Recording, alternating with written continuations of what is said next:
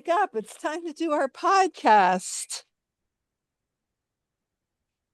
We almost slept through it. Let me sit up. Good morning. Good morning. It's podcast time. Yeah, we got to do our podcast today. Do we have any stories to tell about this? So, you remember that Mad About You episode? So, this is a sitcom from the early 1990s with Paul Reiser and Helen Hunt. They were Paul and Jamie Buckman, just a young couple and living in New York City in their adventures. And Paul goes into for a sleep study. He's having trouble sleeping at night and he doesn't know why. So he goes to the sleep clinic and they do a sleep study and they can't find anything. And eventually they're like, maybe we need to do it at home, in your natural environment. Or they bring Jamie in. Maybe they bring Jamie into the clinic so that it's just like how he would normally sleep. And so they bring her in and only to find out the reason Paul's having trouble sleeping is Jamie's sleep beating him up. So I found the sleep study.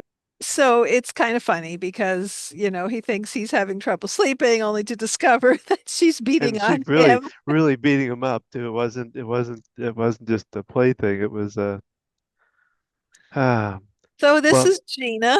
and this is Don on this sleepy afternoon. And this Why is, don't why don't you sit up, Don? I guess I could, and this is podcast number 183. And today we're talking about, and I'm calling it sleep tight, maybe not. Sleep And we're going to tight, be maybe talking not. about sleep issues and about Bef- seniors dealing with sleep issues. And Before we get into that, I got a few jokes. okay, Um, Shoot, where'd my jokes go? Hey, Don, do you know why I stay up late on weekends? besides work, no. Because sleep is for the weak. Okay, What's huge and gray and sends people to sleep? gray and sends people to sleep. I don't know. A hypnopotamus.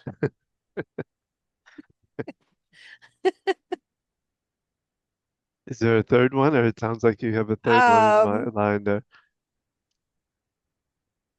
what should you do if you can't get to sleep? I don't know. What can you do if you can't get to sleep? Lie on the edge of the bed. You'll soon drop off. They're kind of corny, but they're good. Ah, So so what are the tips for today? well, we'll be going through quite a bit of tips at the end. I thought about there's a lot of tips I found on this website. I'll give one of them now, and then we can do the rest later. And the first one is pretty simple if people can really think about it, is doing more exercise. If you want to, I think getting our body toned and in a good shape, it not only fits our look and all, but it fits how we sleep and how we act in our lives. So exercise is a big part of that. Yeah, having enough activity. Um, So your sleep, we can get exhausted, but I think there's a difference between getting exhausted just from being tired or whatever, but I think there's an exhaustion that you get when you do exercises and really work your body, you really work up to that sleep. I don't know if that's the right way to put it, think but about young children and you go out, you do some activity with them, and they're out all day and you're like, oh, they're going to sleep good tonight. You kind of wear yeah, them out. A dog, you take him for a long walk and he runs around the park and you come home and he tuckers out asleep. So yeah, there's something to be said about our activity level. And as adults, we often sit a whole lot. Um, yeah. so many And jobs are very sedentary. well, like I say, sitting around and getting tired from that's one thing. I mean, we do get that because we're exhausted from not sleeping well the day before, or whatever. But They say when we work ourselves, like you say, when you're taking the child outside, or when you're taking yourself out and getting yourself busy doing things, you'll fall asleep much faster. So, what kind of stuff did you find in your? So from Harvard Medical School, the Division of Sleep Medicine, I found it's more than an article, it's a whole section about a sleep and health education program. Um, shoot. Um, and I'm not at the page that I was at before when I was researching this. Okay. Oh no. So now I'm there. So there's just a whole different um why sleep matters. When we miss sleep, we pay the price to our own health, our safety, and our quality of life. Um, Even without fully grasping what sleep does for us, we know that going without sleep for too long makes us feel terrible, and that getting a good night's sleep can help us to feel ready to take on the world. So, scientists have done a lot of studying over the years um, in sleep and how it affects us. Science of sleep. Let's see. There was a whole section in here about the history of sleep. And I had it all right here in front of me, and now I can't find it. Well, I can talk a little bit about what I found while you search for it. One, Okay. I, Oh, there it I, is. I I found that this, that they call it the circadian um, Circadian rhythms. rhythm. I always thought it was just about sleep. I thought it was just about getting, but there's this. I have to read because the description of it is the suprachiasmatic nucleus controls the circadian rhythm, and it's not only about getting your sleep enough. Circadian also tells you when to get hungry. It also regulates your hormones like melatonin, cortisols, and things like that. So it does a lot more than I ever thought it would do, from what I'd read.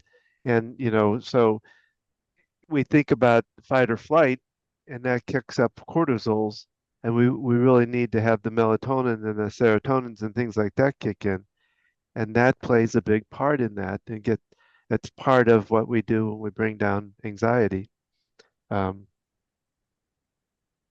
Um, Anyway, what did you find in your search again? so what I found interesting is there's a historical perspective of sleep, kind of a cultural and historical perspective, and there's a timeline, and it starts with get this to scroll. It starts with it's a timeline history dating. All right, so the ancient civilization. So we're dating back to 800 to 600 BC. Ideas about sleep occupy the conscious thoughts of ancient people. The rishis of India, who created some of the earliest philosophies in human history, describe states of waking consciousness and dreaming. The ancient Egyptians built temples to the goddess Isis, where devotees met the priestess to engage in early form of hypnosis and dream interpretation. The Greeks and Romans have powerful sleep deities such as Hypnos, Somnus, and Morpheus, who are thought to be the source of any human element occurring in dreams. And sleep is often compared to death, as in the ancient Chinese proverb attributed to Lao Tzu, he holds nothing back from life, therefore he is ready for death, as a man is ready for sleep after a good day's work. And you kind of can jump through history on this timeline, and it talks about the age of enlightenment from 1600 to 1799. um, and they begin to debate, what is the source, what is the cause of sleep. Shoot, I just hit back.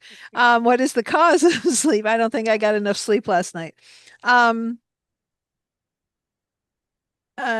dream interpretation, in the early 1600s, scientists began to keep a daily record of their own dreams. Sleep is often less intellectual exercise and more an exercise in futility. Um, so they just talk about, the history of what they felt sleep was about. They, for a while they didn't understand what caused sleep. They thought it was a lack of oxygen and change in the chemicals in our body that caused us to fall asleep.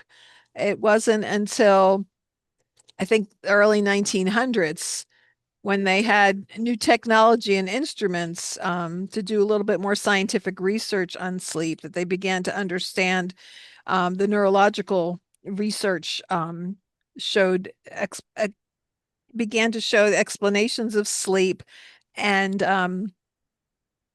they be able to refute the previous explanations where they thought that sleep was brought on by gases produced in the intestines during digestion or by a decrease in stimuli that went down when the sun went down.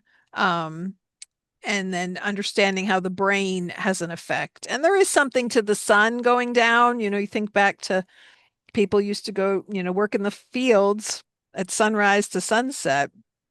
So our body naturally produces melatonin. It's been People now think of melatonin as a supplement you take to help you sleep, Yeah. yet it naturally occurs in the body, Mm. and it has to do with the light.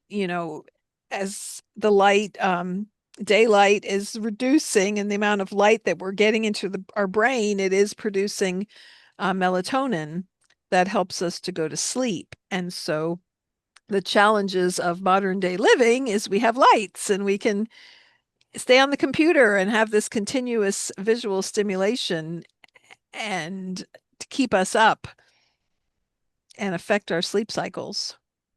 Yeah, I read something a long time ago about the that we went from y- I think even from like going from like candlelit reading to like, the electricity coming into the house really started to change kind of the way we do our whole sleep cycle and the way we do our work. Um, but they talk about, we was talking about the circadian rhythm, and they talk about it, as you get older, it, you actually have what they call it the phase advancement. Your circadian shifts goes backwards. I call it backwards. They talk about moving forward. In other words, you get sleepy much earlier in life and wake up much earlier. And it's kind of part of growing older. But and we see this all the time. Your dad used to fall asleep kind of pretty early in the evening. And And be wide awake at 4 or 5 a.m. There's also, you talk about infants, they sleep 20 hours a day.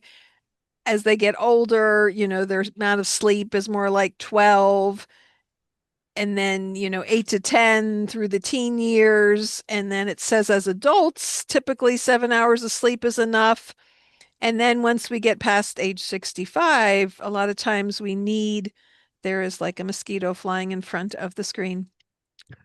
We need less sleep, and again this is different for different people as far as amount of sleep that we need to feel rested. um, well, they talk about in this article I read that was they kind of put it as a little bit of a myth that we need less sleep as we get older. So I'm not. It's I don't know. I mean, I've always been pretty much 6 hours has been kind of my not my limit, but it's been kind of what I've built myself on all my life, and it hasn't changed. It doesn't seem to have changed as much when I got older. I don't know. one thing I was reading about is that when we're younger, we stay up late, we push ourselves, but then we have to get up early. So we're not getting the amount of sleep we really need. And so then we're tired versus when we're older, we can go to sleep in a more natural um, I guess because are you talking about You like don't, if we we've don't have, retired or yeah, that you we don't have the pressures of having to get up for, particular reason, and that you often are, well they um, talk about here in retirement though the problem with that shift and with some of the other stuff we sometimes change our way of we try to change our rhythm you know and we don't keep it in very good balance. They really talk about setting a time and following that time throughout even as you get older. yeah, So all the studies and things. I know one of our kids went to a sleep doctor. They had trouble with sleep, and there was a lot of regimen. Going to sleep at the same time, waking up at the same time to help your body have that rhythm. I know they also talked about only sleeping in the bed, not sitting there doing homework or, other things yeah. to keep the bed as a place you sleep. There were enough number of different things, and I think it really helped our child. They didn't like how early was recommended going to bed, but there is something to be said about the rhythm of that and feeling rested. So and Um, they talk about we you and I talked about naps, and they most of the time it reads that naps, short naps.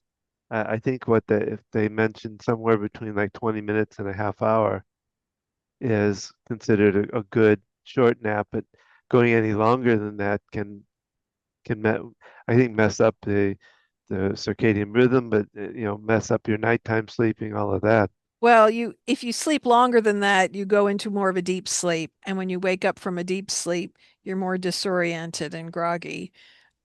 Taking that little 15, 20-minute power nap that's more of a light sleep can help you feel refreshed and recharged. But if you go past that, you're more likely to go into deeper sleep. Think about if you wake up and you were in the middle of deep sleep, it kind of really throws you off versus that waking up naturally when you come out of, our body has that rhythm of light sleep and deep sleep, and it kind of goes in waves throughout the night. And when we wake up naturally as we're coming out of the deep sleep, we often feel maybe a little more rested or not that suddenness. Think about trying to wake your kids up. Um, and if they're in the middle of deep sleep, yeah, Yeah. yeah, and then they fall, they're not fully awake yet. So it makes a difference. The science of sleep, it talks about what is sleep. And it talks about that there's been 50 years of research on brain activity, physiological patterns that has helped to understand a great deal of what sleep is and what sleep isn't. Um,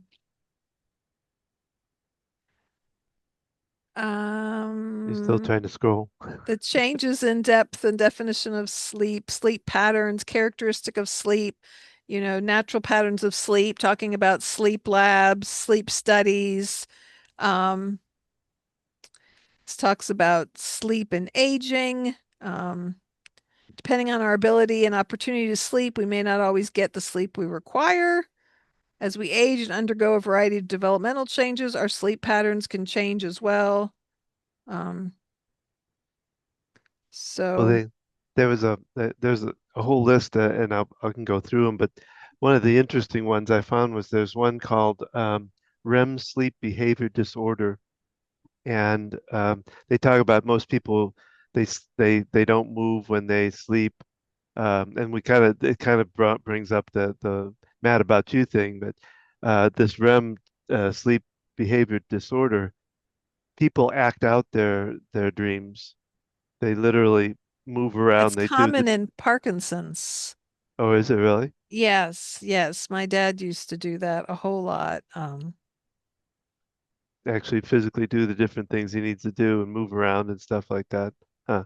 Yeah, that's But he was having issues with falling out of bed. okay. Um, the other Well, things, go ahead. I just on that note, sleepwalking, sleep talking, sleep terrors. I know when our oldest was young, he'd wake up in the middle of the night screaming, and he was sleeping on it was a regular bed. It was low though, and he'd climbing the walls, and Oh. kind of screaming out, and we had to kind of wake him up and get him back asleep. He also did some sleepwalking. One time he came down, we didn't know he was really asleep and coming I down the forgot about that. stairs, and we had to turn him back around and tell him to go back up to bed. Um, and my sister tells a story of she had a sleepover with friends, so I was less than 9, and they're in the living room goofing around, and here I walk and I'm trying to go to the front door and I'm trying to exit, and apparently I was sleepwalking and I kind of startled and scared them. Um, Well, my brother Vern used to. I don't know if he still does it. I doubt it probably at this age, but when we was younger, one time I came home. I came home from a date. Like I think it was like 1 o'clock or something like that, and he had moved back in after that. I think that was after my father died, and he was sleeping at the room right there by the living room. And I came home, and as I came out, he came around the corner from the room, and he stood there, and he was like, got down kind of in this, I don't know if what I'd call it, like a kung fu kind of fight, and said, "You stop right there," and I'm like, Vern, I'm trying to wake him up, and he's like wanting to almost attack me, and I finally did wake him up, and got him back to bed, but that was one of his many different adventures out that he did. so you'd kind of gotten to know that he often Yeah. walked in his sleep, and so you were kind of, I imagine the first time it was quite startling, but A lot of that my mom handled, I guess when he was younger or something like that. But I just remember a couple of different times, and a couple of times I won't mention because the things he did was not very fun. Um, so we won't go into that. But yeah, I get the sleepwalking thing, and I don't know if there's anything that really you didn't look up anything as how what kind of if there's something that caught. I guess it'd be that sleep disorder kind of behavior. yeah, I actually, I didn't look into it. I wanted to circle back around. We talked about as we get older, do we need as much sleep? And what I'm reading here is we often still need amount of sleep, but because of biological changes, having to go to the bathroom more frequently, we're Mm. not necessarily getting it in the Oh, full block of time. And they talk about napping can be helpful as people are older, to get that extra sleep in. Again, though, they continuously talk about those 15 to 20-minute naps. yeah, and that doesn't seem like that helps. And it, according to this, it says it would help. Yet if you're getting interrupted sleep, so are you, eh, but how helpful is that? Yet there's a lot of information and research out there. We can share these links to the information we found. The history of sleep is kind of interesting. The timeline that I talked about, because you just click on each time period and it gives kind of an overview, and that's just kind of fun to look at that and understand things. There's so many different components of sleep, and as we know, as parents raising children, we don't get the sleep that we're used to because we're helping our children with sleeping, and if their sleep disturbances are affecting us and our ability to sleep. And when we're older and busier, if we're juggling multiple things like in the sandwich generation, caring for aging parents, managing our own job, and still caring for kids, maybe they're in school, our time factor affects our sleep. We stay up late to get extra work done or something that we have to do, and then we have to get up early to make lunches for people and get things ready for the day. If we have commutes, that cuts into that time that we have to get up extra early to be able to drive the distance we need to get to work. I know, Don, you wake up extra early because you have a very long commute to your office. And To my office. My office is in the other room. that was a joke, Don. I was wondering, I mean, if I go to the office, if I really get to the office, then yeah, it's an hour-long drive, but I don't do that We anymore. used to joke at our old house, your office was down in the basement, and you'd eat your breakfast in the kitchen. You'd be like, okay, we'll see what traffic's like going to work as you walk down the stairs, yeah. Passing cats along your way. Um, so all these different factors Uh, when they have to think about like sleep apnea, they talked about because there's they actually divided into two, just sleep apnea, whereas there's some loss in like breathing, sometimes people would stop breathing, things like that. And then they talk about obstructive sleep apnea, where it gets so bad that the little airways will either collapse or reduce down in size so that you can't breathe as well. So um, that's something that we all have to think about as we get older too, is making sure that that's not an issue in our world. And we talked about the urination and all that. We've been through that and the pain, when uh, you just regular pain as you get older, let alone if you like one time, I messed up my shoulder and that was extra pain that I had to deal with. Um, but so I guess what we unless you have something else, I talk about the tips that they put out there. Oh yeah, I've got some tips here too, so we can bounce Okay. back and forth on our tips. Well, since I already gave one, you go Avoiding first. caffeine, alcohol, nicotine, and other chemicals that interfere with sleep. And they talk about caffeine is a stimulant. So cutting off the time of day that you take these substances, if you have a lot of difficulty, really reducing the amount. People often think alcohol is a sedative, but it's really not. It's a stimulant. And it really contributes to poor quality of sleep. It increases the number of awakenings generally during your sleep. Um, Yeah, because there's a big difference in, getting a good deep sleep versus just like you say, that up and down constantly doesn't help any. Um, they talk about reducing bedroom distractions, and there's, television, there's computers, there's well, you could if you really want. I just had a client that had electrical issues. They didn't realize it until they really got into it, but and he literally turns his electricity off at night, wow. and he says he now sleeps so much better He than he's shuts the ever. power off to the house. Yeah, Wow. How, and that how did the refrigerator survive?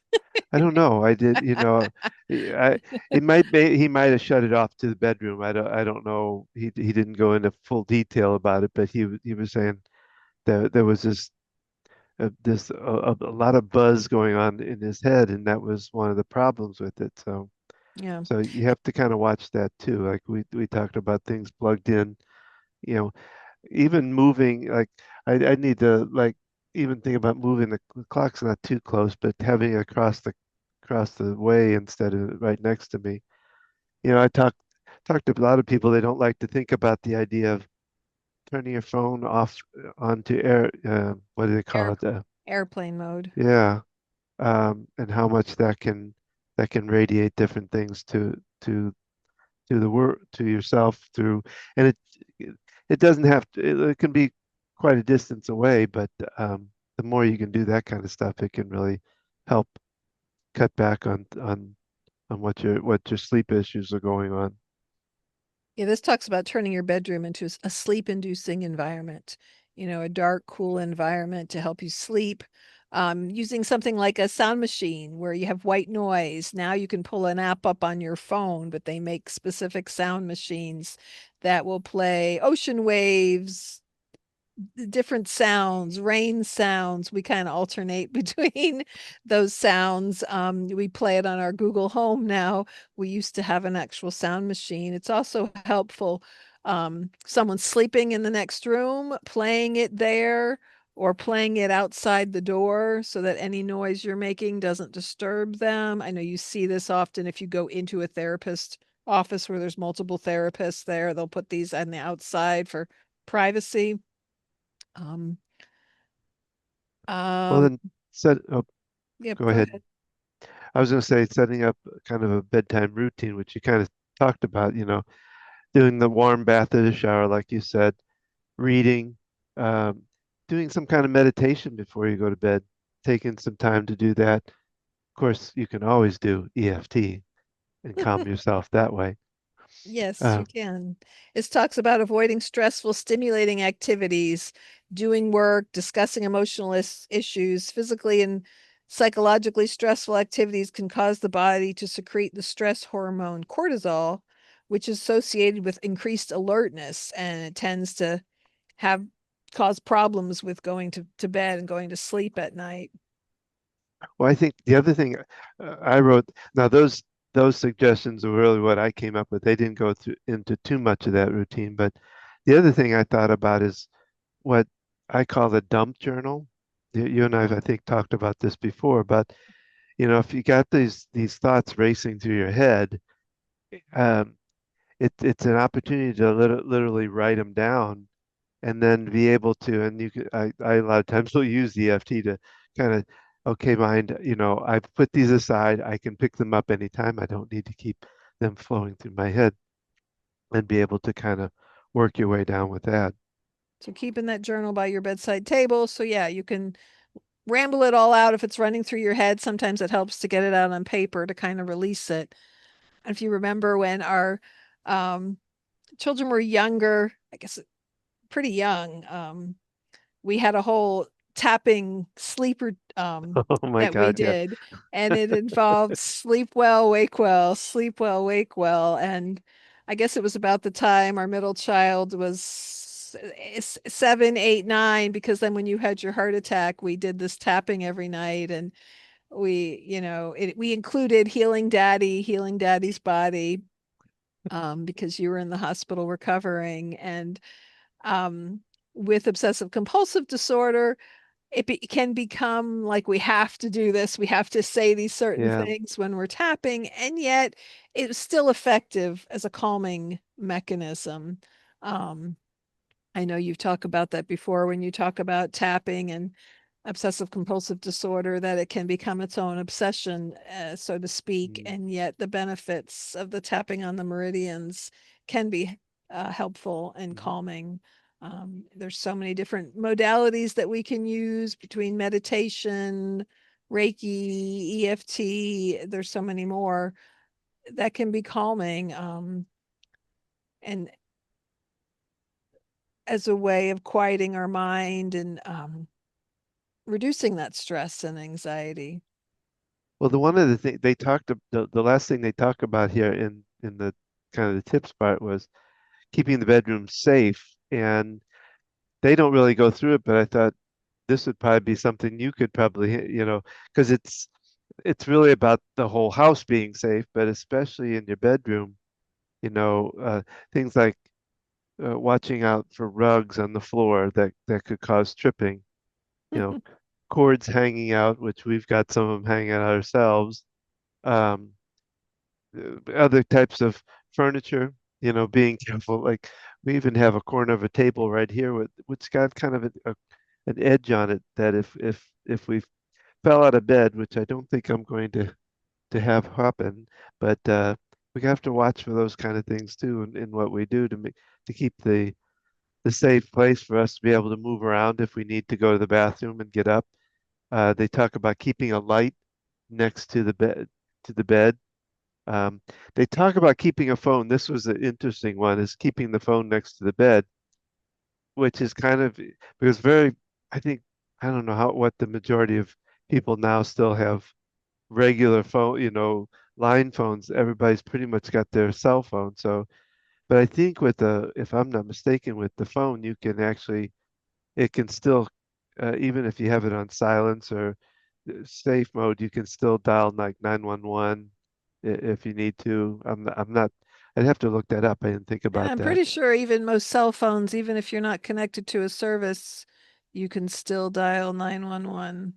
Um, but check that out. Yeah, thinking about sleep as we're aging, if you're caring for an elderly person or looking out for their needs, unfortunately, getting up and going to the bathroom in the middle of the night is often a cause of falls Oh my God, yeah. for many reasons. You're groggy, you're sleepy, the lighting is poor, tripping on something, walking in your bare feet or slippers, depending on the surface of your floor. Um, and then So yeah, having low lighting, so a really soft, low light can be helpful so that it's not pitch black, especially if where the bathroom's at, and that to give you a little bit of a pathway to get there. The throw rugs and other things on the floor can be tripping hazards. The other thing is if we're waking up and we're rushing because we got to get to the bathroom, which our bladder control can be challenging as we get older.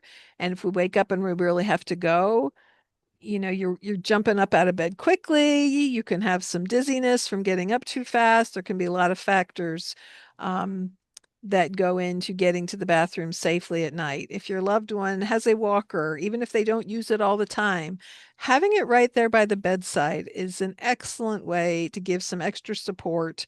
Um, I often tell people as they're working towards weaning off, something like a walker, maybe after an injury, is still using it at night going to the bathroom, having that bit of support.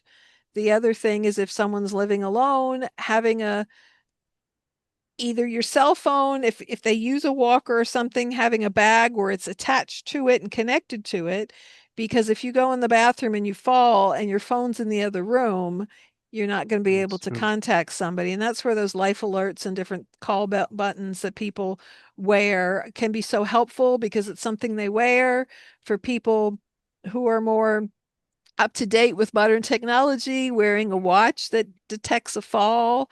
I know that there's pendants that they use where I currently work, and if it hits the floor, it goes off, and someone comes on and says, we detected a fall. Do you need 911? There's a company that monitors that.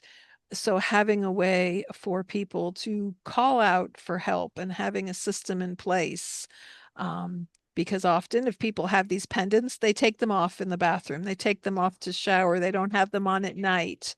So having something within reach and thinking about, can I get to it if I'm on the floor?